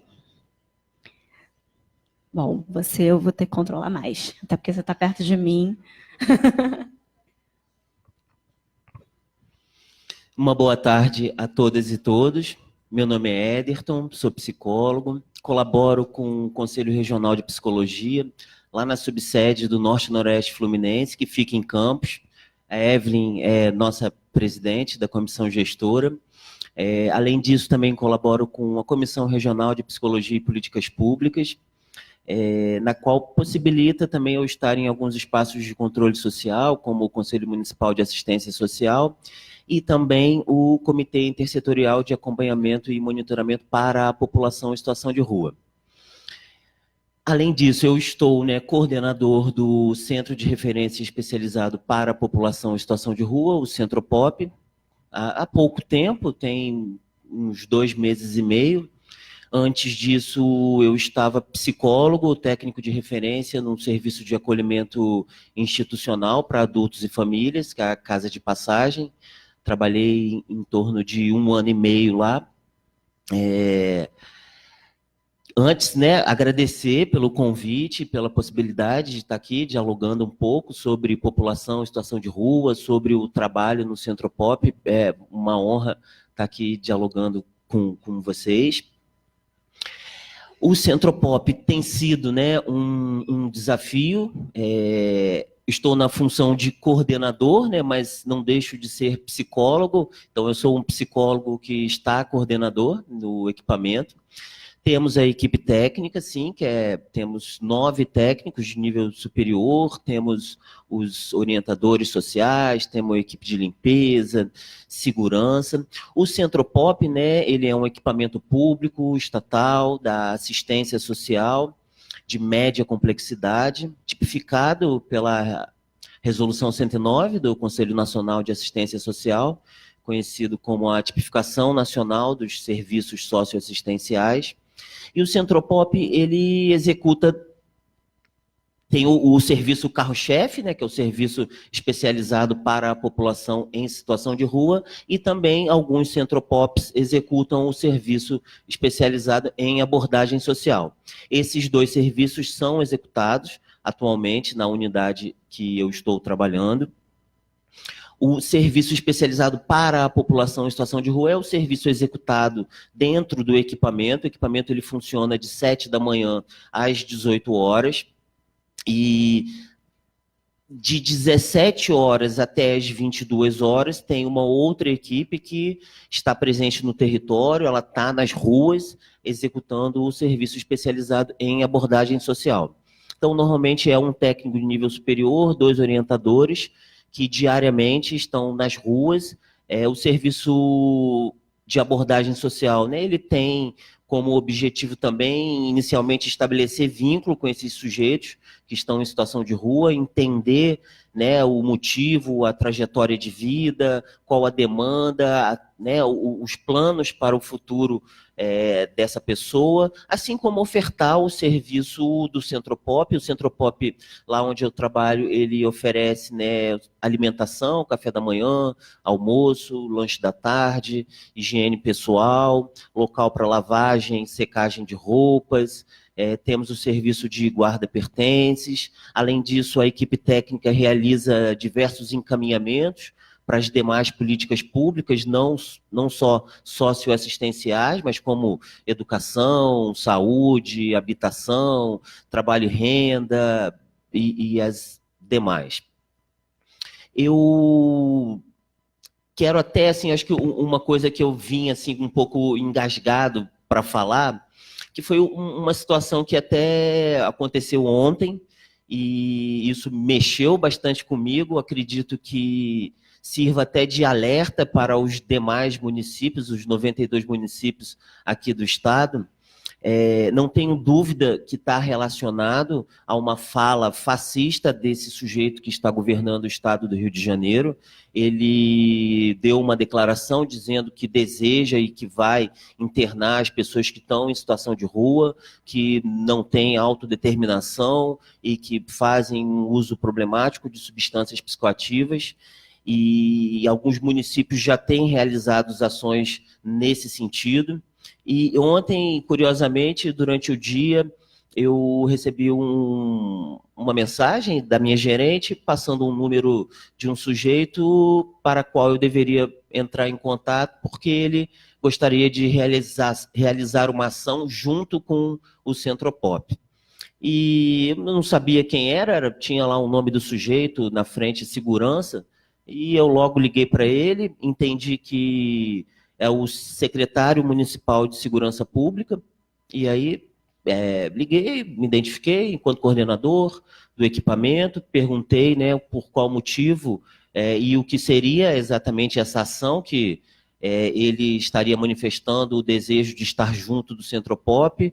Foi quando ele, né, assim, mesmo sem tentar julgar, é claro que ele não é um profissional da assistência social, um profissional do cuidado, um profissional da garantia do direito, mas ele já veio com uma fala que o município estava infestado de mendigos e que esses mendigos estavam roubando, estavam usando drogas, assaltando, intimidando a população ali pelo centro da cidade, e que por esse motivo, por determinação de um novo comandante do batalhão de polícia militar, ele já estava em contato com a Guarda Civil e gostaria também que o Centropop estivesse junto nessa ação, que já nessa fala inicial eu entendi que é uma ação de profissionais da segurança pública, e a partir desse momento já me preocupou por demais. Foi quando eu solicitei, né, algum tipo de ofício, algum tipo de documento onde explicitasse que tipo de ação é essa, quem estaria orientando, quem estaria pedindo, o que seria feito. Ele me disse que não teria nenhum documento, mas começou a me dizer que seria uma ação de cunho para revistar essas pessoas. Certamente está relacionado com uma matéria que foi vinculada recentemente, onde aqui mesmo no município do Rio, uma pessoa em situação de rua, em surto, né, esfaqueou um sujeito que veio a óbito, a namorada dele, uma terceira pessoa que tentou ajudar, e certamente essa matéria, né, a pessoa primeira que foi esfaqueada era um funcionário da Globo, e na minha leitura, foi uma matéria, sim, sensacionalista, porque focalizou, né, essa característica como um sujeito em situação de rua e certamente estimulando, né, uma periculosidade frente não só àquele sujeito, mas, consequentemente, a toda a pessoa que está em situação de rua. Eu venho, né, de um trabalho também na saúde mental, de estágios, e sei o quanto que a saúde mental lutou para desvincular essa periculosidade das pessoas que sofrem de questões psiquiátricas. Então, eu, né, entendo que há uma intenção, sim, de estigmatizar e de atribuir essa periculosidade para com pessoas que estão, né, dormindo na rua. E aí, nesse momento, foi quando eu falei com ele que, enquanto profissional da assistência social, eu não posso estar junto com profissionais da segurança pública, ainda mais para revistar esses sujeitos, né, e puxar ficha corrida e prender quem tiver pedido na justiça. O Centropop é um equipamento da assistência social, a gente está ali para cuidar dessas pessoas, garantir o direito delas, e a fala dele era que após a revista e a qualificação desses sujeitos, quem quisesse, né, nós da assistência social iríamos prestar ali algum cuidado. Foi quando eu informei a ele que diariamente o Centropop já executa, né, a abordagem social a esses sujeitos, que todos eles ali na região central conhecem o serviço, conhecem a equipe, e que não havia necessidade de nós, enquanto trabalhadores do SUAS, estarmos junto, né, com uma ação de repressão, uma ação que certamente vai impossibilitar um dos nossos principais objetivos, que é estabelecer vínculo com esses sujeitos. A gente sabe que o vínculo ele se dá de forma gradual e é baseado unicamente em confiança. Então, se eu, enquanto trabalhador do SUAS, vou ao território, né, abordar esses sujeitos com um tom, né, de repressão, de investigação, como que eu vou estabelecer vínculo com eles? Como que eles vão confiar em nós, enquanto trabalhadores da assistência, se eu estou indo junto com polícia, se eu estou indo junto com guarda municipal? Foi no momento que eu, né, disse a ele, para realizar a ação dele, que deve estar dentro do âmbito da segurança pública, e que eu, enquanto trabalhador do SUAS, continuaria realizando as nossas ações separadamente da segurança pública. Nesse mesmo momento, né, eu logo desliguei o telefone, falei que não iria, informei a minha gerente, ao mesmo tempo liguei para o jurídico da secretaria, informei esse pedido descabido e absurdo. Por sorte, o jurídico entendeu, teve o mesmo entendimento que eu, comunicou ao secretário, o secretário informou que não, a assistência social não vai estar junta com profissionais da segurança, sem que haja a necessidade, ainda mais para reprimir, para poder qualificar, para investigar esses sujeitos. Acredito que em outros municípios, né, essa determinação ela partiu da Polícia Militar, do novo comandante da Polícia Militar, que tem um batalhão lá no município, certamente, como eu disse no início, por determinação e orientação do governador Wilson Witzel, que nesse tempo que ele está lá, ele já deu inúmeras declarações fascistas, assim como dizer que a polícia deve dar tiro na cabeça de pessoas que estão, né, traficando drogas, além de inúmeras outras. Então, eu queria, né, aproveitar esse espaço para trazer esse alerta e denunciar que outros municípios aqui no estado do Rio podem também, né, terem orientações por parte da Polícia Militar para a realização desse tipo de atividade que, no meu entendimento, não cabe à assistência social, muito menos a trabalhadores do SUAS.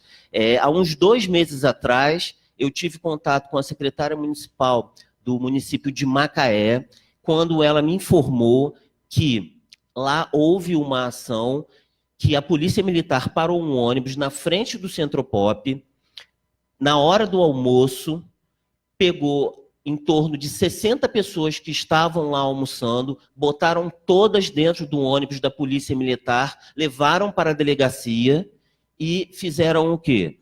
Acho que sarquearam, que é o nome que eles utilizaram, e uma meia dúzia, né, característica também desse público, ter questões junto à justiça, uma meia dúzia já ficou preso por lá mesmo, mas, pelo que eu entendo, né, isso é uma ação ditatorial, uma ação que viola direitos humanos, isso tudo sem mandato, sem nenhuma determinação da justiça. Então, isso eu quero trazer de alerta para os demais municípios aqui do estado do Rio de Janeiro.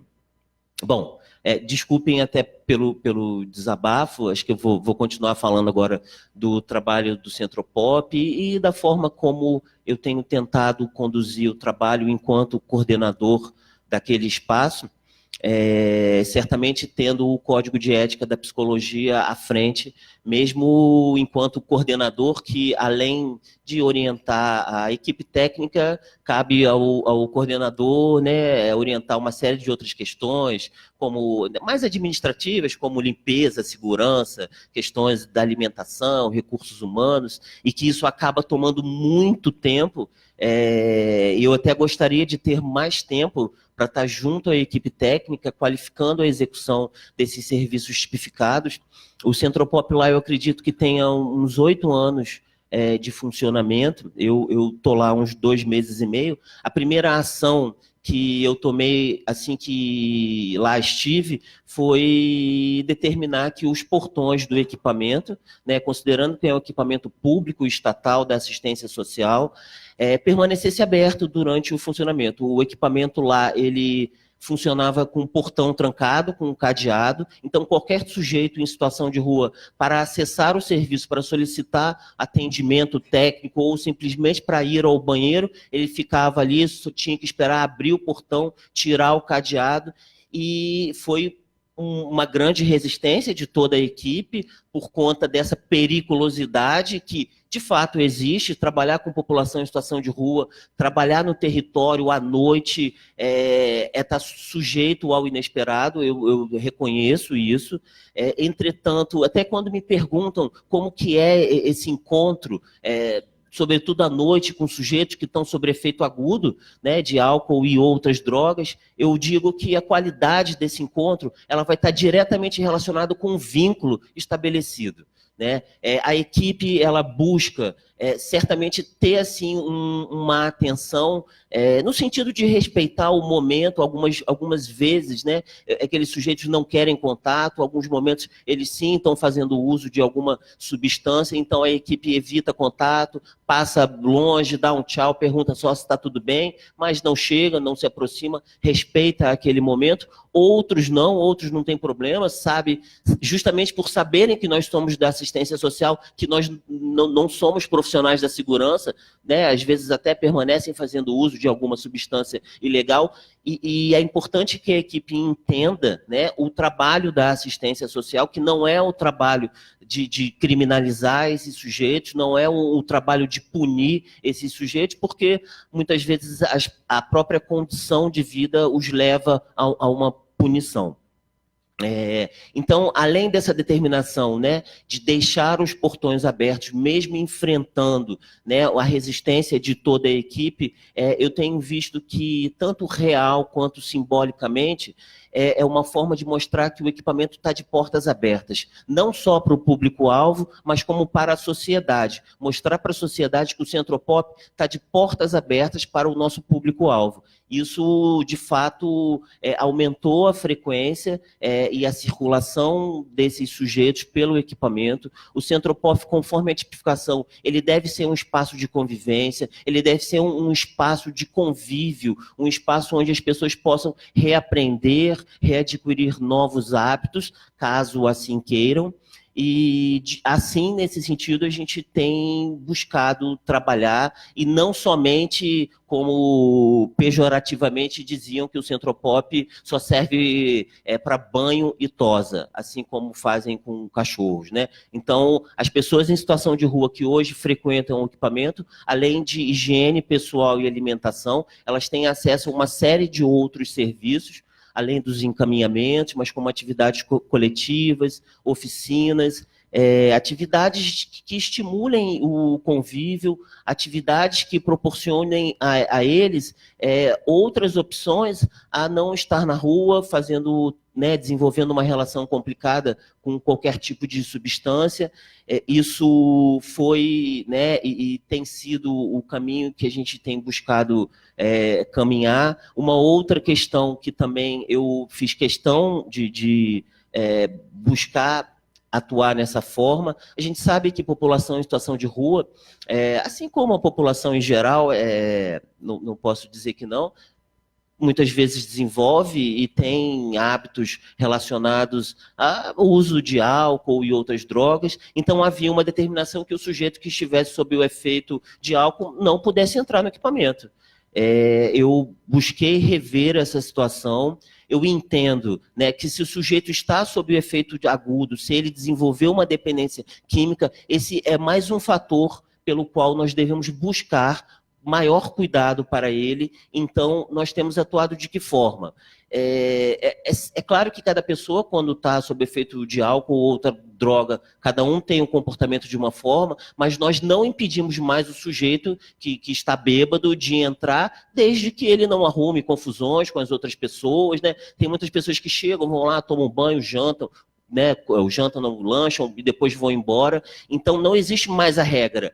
Está sob o efeito, não pode entrar, né? Está sob o efeito, pode entrar sim, não pode arrumar confusão, desrespeitar as outras pessoas, ameaçar, né? Então, isso foi uma outra determinação e de fato, também isso torna o trabalho um pouco mais difícil, porque um sujeito com a consciência alterada, ele, né, muitas vezes tem uma dificuldade maior de entender as regras de convivência. É importante também entender que os sujeitos que têm uma longa trajetória de rua, eles, né, criam hábitos diferentes, muitas vezes, e querem trazer esses hábitos para dentro do equipamento, então há necessidade, sobretudo, dos orientadores sociais estarem orientando quanto a jogar o lixo no lixo, quanto não jogar a coisa no chão, utilizar, né, o banheiro de forma correta. Isso é um trabalho que eles, né, podem levar até caso decidam ter uma outra trajetória de vida. Eu até lembrei de uma outra pergunta na mesa mais cedo, e acho que posso contribuir também um pouco, sobre uma pessoa que utilizaria o Bolsa Família para o consumo de álcool e outras drogas.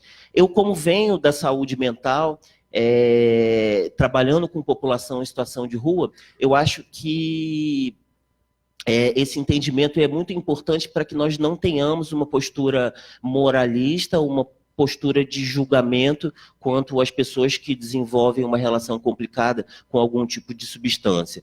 Por quê? Estar em situação de rua é estar sujeito a quase todo tipo de violência. Teve um outro caso muito assim, emblemático, acho que foi lá em Brasília, que alguns jovens tacaram fogo num índio, né? E depois que descobriram que era um índio, porque eles, ao serem interrogados, não, a gente achou que era um mendigo, como se a pessoa ser mendigo, né, merecesse ser tacada a fogo. Então, estar sujeito, né, estar na rua, estar sujeito a todo tipo de violência, não só violência de forças policiais, mas como violência de outros grupos que estão em situação de rua. E, além disso, é uma constante falta, tanto material quanto de coisas assim como o afeto, a atenção. E é muito interessante quando a gente conversar com esses sujeitos, e aí a gente sabe que o uso de álcool e outras drogas, eles alteram a consciência. Na medida que eu altero a consciência, eu altero a própria percepção da minha realidade. E eu tenho certeza que muitas pessoas estão vivas hoje na rua por alterarem a consciência e por, né, e essa alteração de consciência permite uma percepção diferente da própria realidade, porque estar consciente da própria realidade, da própria condição de rua, gera um sofrimento que eu não sei, porque, né, eu nunca estive em situação de rua, mas ao lidar com esses sujeitos, minimamente a gente tenta compreender a dor, o sofrimento que é estar em situação de rua. Então, muitas vezes, as substâncias psicoativas, justamente por terem o poder de alterar a consciência e, consequentemente, alterarem a própria percepção da realidade, podem até fazer com que esses sujeitos, né, permitirem que esses sujeitos sobrevivam. Além, né, de todo mundo sabe que numa noite fria e com fome, uma cachaça vai matar o frio e vai tirar a fome. Então, eu acho interessante a gente ampliar um pouco a percepção sobre o uso, né, de substâncias e a alteração da própria consciência, sobretudo com esse grupo populacional que está numa situação de vulnerabilidade e de violação de direito. Eu não sei como está meu tempo, 22, acho que falta mais uns 3 minutos.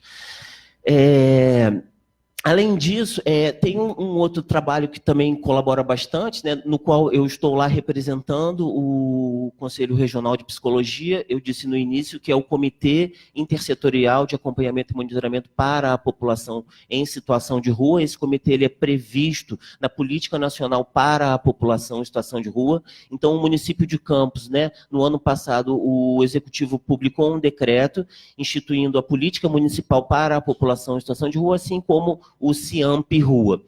Eu estou lá, né, fui eleito pelo CRP, Sociedade Civil, estou como vice-presidente. Esse comitê ele conta, inclusive, né, com a presença das pessoas em situação de rua. Nós temos 2 cadeiras, onde pessoas em situação de rua têm total direito a voz e voto, quanto à discussão da política municipal para a população em situação de rua. Eu soube que é o único comitê no estado do Rio, né, que está em funcionamento. Aquele outro ser que está lá na presidência, ele publicou um decreto também, conhecido como, acho que, revogaço, que acho que ainda está em discussão na justiça sobre a legalidade, mas o Comitê Nacional para a População em Situação de Rua, assim como diversos outros espaços de controle social, né, foram revogados e a intenção é acabar com esses espaços de participação da sociedade. Assim como a Evelyn disse, né, os espaços de controle social são as conferências, os conselhos, as audiências públicas. Esses são espaços extremamente potentes para que nós, né, possamos ir reivindicar, lutar pelos direitos fundamentais e que certamente estão em jogo não só pelo presidente, mas aqui no estado do Rio também, por esse sujeito Witzel que está lá. Obrigado, boa tarde.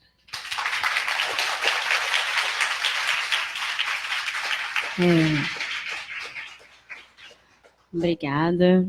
Queria agradecer às pessoas da mesa e fazer umas pequenas considerações que eu acho importantes. A gente está falando de algumas questões da política pública, e aí eu acho que a gente precisa fazer algumas referências um pouco maiores em relação à nossa legislação, né? A gente tem uma Constituição Federal de 88 que marca um processo de democratização. E essa Constituição, ela traz algumas ferramentas, entre elas a mais fundamental é o controle social, né? E aí, para a gente pensar um pouquinho, o controle social são instâncias de discussão de políticas públicas, né, dentro de cada setor, assistência, saúde, educação, que são espaços onde a sociedade civil tem o dever, né, e a possibilidade de intervir na construção, na deliberação sobre políticas públicas. Né? E aí, ao longo desse tempo, a gente conseguiu construir diversos espaços de intervenção da sociedade civil, né? Como o Ederton falou, o Conselho de Psicologia vem entrando nesses espaços a partir de algumas representações, que é onde a gente consegue interferir também nisso. E lembrando também que a Constituição, ela organiza as políticas públicas sempre numa lógica de pirâmide, né? Assim, que você tem uma base mais larga, que você lida com as questões mais de prevenção e de um atendimento mais básico. Então, você tem umas questões mais de média complexidade e as de alta. Né? Estou falando isso para a gente entender um pouco a estrutura do próprio SUAS, que é semelhante ao do SUS. Né?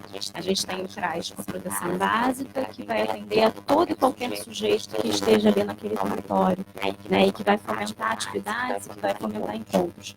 O CREAS e o Centro-POP, né, que é a nossa mesa de referência aqui, ele vai lidar com as questões que já existe uma violação de direito. E aí, por isso, vai ter uma interface maior com a justiça. Porque necessariamente a gente tem alguma situação de violação daquele sujeito ou daquela família. E aí lembrando também que a questão do direito ela é ativa, né? A gente tem o direito de violação de direito, isso tem uma referência dentro das normas que a gente tem hoje. A partir do momento que essas normativas começam a se criar, a gente também vai ter modificações na compreensão do que é violação de direito. E aí, quando a gente, por exemplo, a violação de rua não tem direito, né? Se você muda algumas questões da legislação, se a gente pega, por exemplo, feito com os comitês, o conselho de política de atendimento né, que foram retiradas todas as representações técnicas, né, psicólogos, assistentes sociais, médicos, advogados, foram tirados desse controle social. A gente perde essa possibilidade da sociedade civil estar intervindo na produção dessa política e a gente perde a lógica democrática da Constituição Federal, né, que está absolutamente ameaçada dentro de tantas reformas jurídicas, né, tantas reformas da lei. Não vou me estender muito, porque acho que a gente tem pouco tempo para o debate, então convido vocês a falarem, comentarem, perguntarem. A Juliana vai ajudar a gente aqui. Conforme combinado, 3 manifestações e retorna para a mesa. Quem é que quer falar?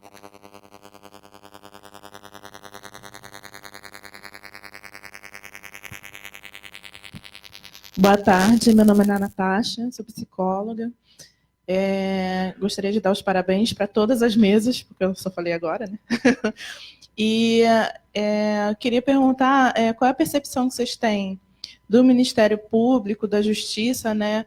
Nesses casos onde reconhecidamente o problema não está tão assim, né? Nessa mãe que teve a guarda destituída, né? Como é que está sendo o trabalho de vocês com essa interface da Justiça? Né? Porque recentemente a gente teve esse caso de uma mãe que perdeu a guarda, né? Que foi moradora da Maré, né? Porque marido, violador de direitos da mulher que queria, né? A guarda do menino, e a gente está vendo que já existe essa visão meio esquisitinha aí, né? De o Estado que viola e o Estado que... Enfim, acho que vocês entenderam.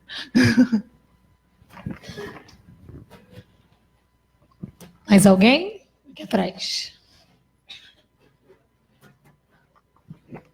Oi, boa tarde. Meu nome é Stephanie, eu sou estudante de psicologia. Para falar da primeira apresentação, eu me lembrei de uma palestra que eu fui na UF, falando sobre os direitos reprodutivos e violência obstetrícia, se eu não me engano. E nisso, quando deu o exemplo de Maria, que tinha 4 filhos, aí eu lembrei sobre essa palestra, que estávamos falando sobre o aborto também, e uma das palestrantes falou sobre a nossa visão das mulheres que têm filhos, mais filhos na sociedade. E nos alertou sobre o nosso ponto de julgamento em relação a isso, que nós, como psicólogos ou de outra abordagem nesse meio que nós vivemos, também não temos o direito de apontar as mulheres que têm mais filhos. Exemplo, 4 filhos. Porque ela é pobre, porque ela tem 4 filhos. Nós não temos esse direito, nós temos a responsabilidade de estar em conjunto com essa família e dar assistência necessária. Porque essa fala nessa palestra ficou muito marcada, porque nós, às vezes, temos essa visão e não é conforme nós, psicólogos ou assistentes sociais, qualquer que seja, devemos seguir. Aí, outro ponto que eu queria falar sobre também os moradores de rua, que também foi numa palestra que eu assisti, que uma palestrante falou sobre nós, quando estamos indo para o trabalho, nós vemos muitos moradores de rua dormindo. E muitas pessoas têm esse ponto também de julgar, falar, nossa, nós estamos indo trabalhar e eles estão dormindo. E ela alertou sobre que muitas das vezes eles estão dormindo porque eles não conseguem dormir à noite, por medo de apanharem, tacarem fogo neles e várias outras consequências que acontecem no meio, né? E outra coisa também sobre os atos infracionais. Essa é uma pergunta. Eu queria saber sobre... Deixa eu ver aqui que eu anotei. São os tipos de medidas socioeducativas. Se tem algumas das medidas que são mais significantes nesse meio, que vocês veem, vamos supor, mais resultados, vamos colocar assim. Obrigada pela oportunidade. Mais alguém? Não? Então, só lembrando que os palestrantes, antes de ir, precisam pegar o certificado. Aqui atrás? Precisam pegar o certificado com a Silvia e assinar o direito de imagem.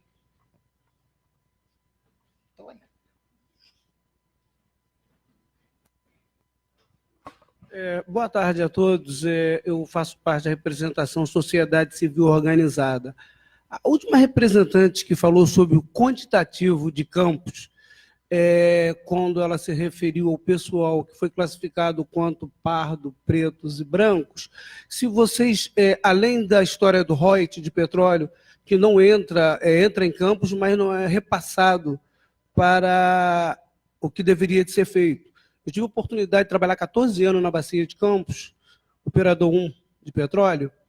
Eu queria saber se tem hoje qual é o quantitativo de pessoas dentro dessa área de delito que se declara pardo e preto? Só isso, agradeço. Aí, se esse material está disponível. Leva para lá.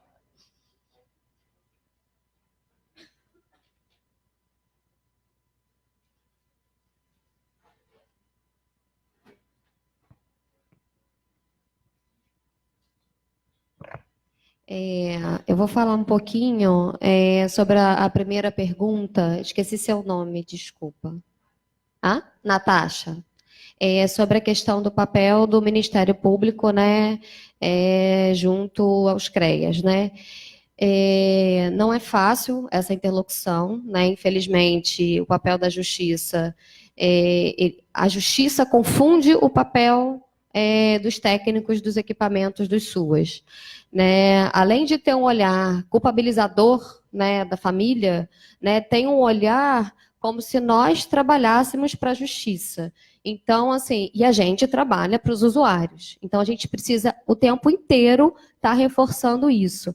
Quando eu entrei no equipamento, a gente recebia muitas demandas, principalmente relacionadas quando era abuso sexual, uma demanda de perícia, querendo dizer se a criança tinha sido de fato abusada ou não.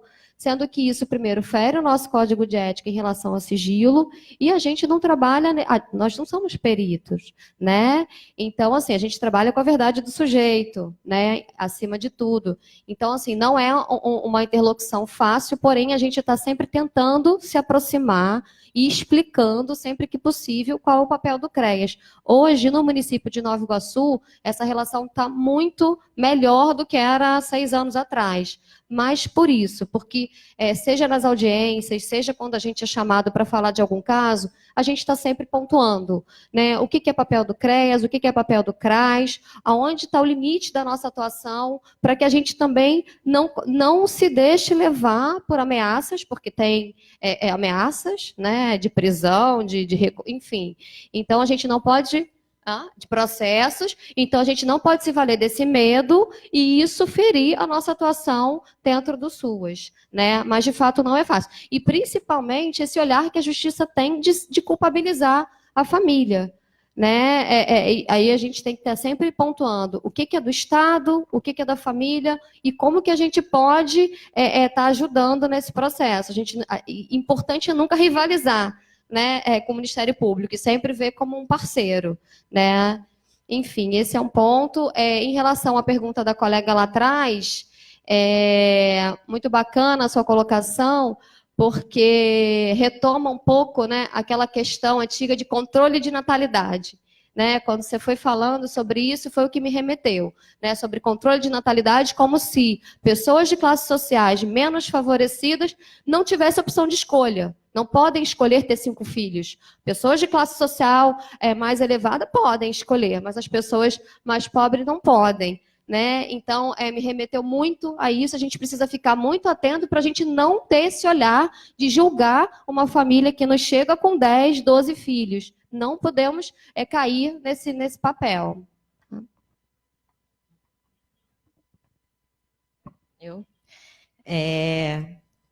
A colega lá de trás, que é estudante, né, se eu não me engano, sim, estatisticamente, as medidas socioeducativas que são cumpridas no meio aberto, elas seriam mais, entre aspas, eficientes, que eu não gosto muito dessa palavra, porque elas acabam gerando menor reincidência do que as que são cumpridas em meio fechado, né, Thaís? Que a Thaís também trabalha no Degase. Pode complementar. E o colega lá do fundo, que é da instituição da sociedade civil, ele está aí ainda? Então, eu coloquei aqui na apresentação a quantidade. Eu não lembro agora de cabeça, mas deve ter ali ainda no computador. A maioria se autodeclara pardo. Brancos são a minoria. E aí a gente vê o recorte de classe, porque os meninos brancos eles já têm a escolaridade mais alta e, consequentemente, eles acabam cumprindo a medida socioeducativa em menor tempo e de forma mais fácil. Então, é bem forte essa coisa da classe, da raça e do gênero, né, porque a maioria é menino. E sobre isso a gente já levou pessoas para discutirem tanto o racismo, né, quanto toda essa questão. E a gente também acha importante marcar isso junto com os funcionários também, né? Não só essa questão. Porque, na verdade, existe uma unidade maior que também a gente não pode perder de vista, que às vezes a gente se acha muito diferente do outro, mas ali no final, todo mundo ali está numa mesma classe, apesar de que, obviamente, que as pessoas negras e as mulheres e todas as questões da interseccionalidade vão sofrer essa opressão de forma muito maior. Mas o funcionário, às vezes, se coloca como se eu não fosse um proletário, né? Como se fosse uma pessoa burguesa, como se eu também não estivesse sendo explorado pelo sistema que está aí. Então, a gente tenta trabalhar tudo isso de uma forma junta, né, nessas oficinas. Acho que foram só essas duas perguntas. Vou complementar, então, essa questão da medida. Na verdade, a gente tem uma dificuldade muito grande em dados, tá, estatísticos sobre... eu não sei exatamente em campos, né, se vocês têm isso mais organizado, você trouxe dados, mas isso não é uma estatística fácil, né, até porque a gente tem um sistema muito desarticulado. Né, o sistema socioeducativo ele tem uma parte no Estado e uma parte no município. Né, e cada município tem o seu funcionamento e a sua autonomia, que ok, é isso mesmo, mas isso precisa estar articulado com o Estado, e a gente tem muita dificuldade nisso. Eu acho que a aposta no meio aberto ela sempre é mais potente do que na restrição, na privação de liberdade, que devem ser exceção, né? São excepcionais, breves, enfim, essa é a recomendação legal, mas nem sempre ela é praticada por conta de todas as... a gente pode chamar de preconceito, mas a gente pode chamar também de uma construção de medo, né? Essa questão da periculosidade, que eu achei ótimo você falar do inesperado, né? Porque a periculosidade ela é o inesperado. Né? A gente faz acordos, a gente estabelece regras para tentar que as condutas sejam previsíveis, mas elas não são. Né? Ninguém aqui está livre de ter um surto, né? E fazer alguma coisa aqui que surpreenda todo mundo. Mas, a princípio, a gente tem algumas regras e normas de conduta que a gente está tranquilo, que todo mundo aqui vai ficar sentadinho ouvindo o que a gente está falando.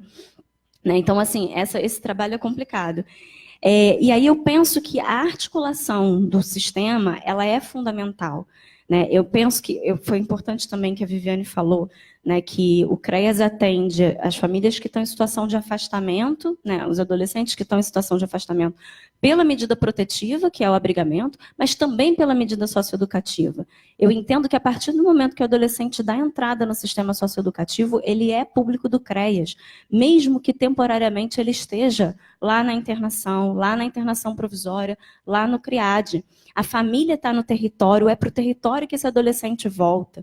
Se esse território não estiver preparado para receber ele de volta, esse afastamento não vai fazer o menor sentido. Né? E você não tem como, dentro das unidades de internação, até porque a gente não está descentralizado como deveria, fazer essa ponte. E aí, nesse sentido, o CREAS, o CRAS, são braços muito importantes. Né? Eu acho que para a medida poder vir a ser mais eficiente, a gente precisa ter as políticas prontas para dar o suporte necessário para essas famílias. Vou dar uma palavrinha sobre as pessoas que estão em situação de rua, sobre, né, a pergunta, que é a questão do dormir. E desde que eu cheguei lá, nós temos feito alguns mapeamentos e pesquisas, e dentre as perguntas do mapeamento realizado, estava sobre se a pessoa dorme sozinha ou em grupo. E o motivo para as pessoas dormirem em grupo ou sozinha é a questão da segurança, né? Como a colega lá questionou. O mesmo motivo que as pessoas alegam para dormir em grupo, que é a questão da segurança, algumas alegam que dormir sozinha também traz mais segurança. Essa que normalmente não fica em grupo, ela diz o quê? Não, se eu estiver dormindo em grupo e alguma pessoa do grupo, sei lá, tiver feito alguma coisa, tiver alguém que ameaçada, alguém querendo matar ela, se eu estiver junto, eu vou morrer junto. E, ao mesmo tempo, as pessoas que dormem juntas, elas dizem isso, que estando juntas, elas se sentem mais seguras. Uma característica que eu tenho percebido sobre as pessoas que dormem mesmo na rua, lá no município de Campos, é que elas têm buscado dormir na frente de lojas onde tem câmera. assim, mesmo que ele venha a ser vítima de violência ou venha a óbito, ele diz assim, vai ficar filmado ali e a polícia vai conseguir investigar e descobrir. Na rua da própria delegacia da Polícia Civil, eu tenho refletido um porquê disso, porque na frente da Polícia Militar ninguém dorme, mas na frente da delegacia da Polícia Civil tem ficado muitas pessoas. Não parei ainda para assim, perguntar para algumas delas por qual motivo eles dormem na frente da delegacia, mas imagino, arrisco a dizer que seja por segurança também, e tem chamado a atenção. Esse mapeamento até que nós fizemos, ele trouxe algumas informações, nós chegamos até a quantidade, né, de em torno de 190 pessoas em situação de rua, dormindo na rua mesmo, e esse é um número que a gente já mais ou menos imaginava, mas assim, eu até acho que recentemente vi uma matéria, em Nova York teriam 50 mil pessoas em situação de rua. Né? Então, não é assim uma exclusividade do Brasil, né? Ter pessoas em situação de rua, né? Pessoas em extrema pobreza, a imagem do mendigo existe desde que o mundo é mundo, mas é um dado assim, a título de comparação, às vezes, que eu trago, para que justamente eu não escute aqueles termos do tipo que a cidade está infestada de mendigo, né? Então, assim, o município de Campos, acerca da população em situação de rua, não é um ponto fora da curva, comparando a outros municípios. O município também tem uma característica que é ser cortado por uma BR-101, então muita gente que está indo para o norte ou está indo para o sul acaba passando pela cidade. A cidade tem muitos grupos religiosos que fazem trabalho de caridade e certamente matam a fome, é um trabalho belo, matam a fome de muitas pessoas, mas assim, até enquanto, né, gestor de um equipamento público, é necessário a gente marcar o que é caridade, o que é assistencialismo, o que é ajuda, do que é a política pública, do que é a garantia de direitos, né? A caridade e o assistencialismo as pessoas, né, fazem também desde que o mundo é mundo, mas não há uma obrigatoriedade. Então, a assistência social, assim como os direitos fundamentais, né, são direito do cidadão e dever do Estado, e a gente precisa marcar bem o que é a política pública, o que é a garantia de direitos, do que, né, são ações de caridade e de assistencialismo, até porque sabemos o quanto que a assistência social lutou e luta para se desvincular dessa perspectiva. Bom, gente, vamos precisar encerrar, porque a gente já está bem avançado na hora. Queria agradecer a mesa, queria agradecer a atenção de vocês e vamos nos desfazer, né? Obrigada.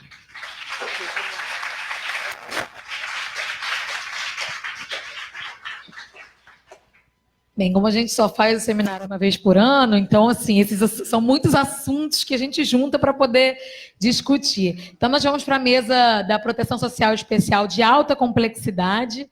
Eu vou convidar para se aproximar a psicóloga Ana Cláudia Albino, especialista em psicologia jurídica, atua na assistência social do município do Rio desde 2010 e atualmente é gestora da unidade de acolhimento para idosos.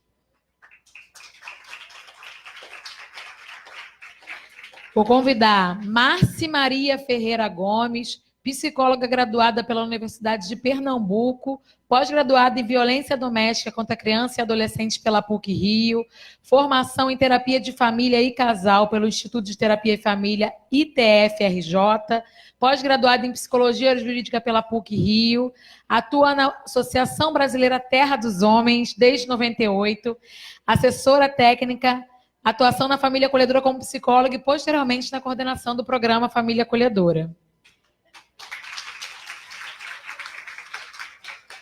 E vou convidar a Cláudia Simões, psicóloga pós-graduada em psicologia jurídica, coordenadora estadual de proteção social especial de alta complexidade da SESDH e colaboradora da Comissão de Psicologia na Assistência Social. Para mediar a mesa, a psicóloga Suana Nogueira, que vai se apresentar.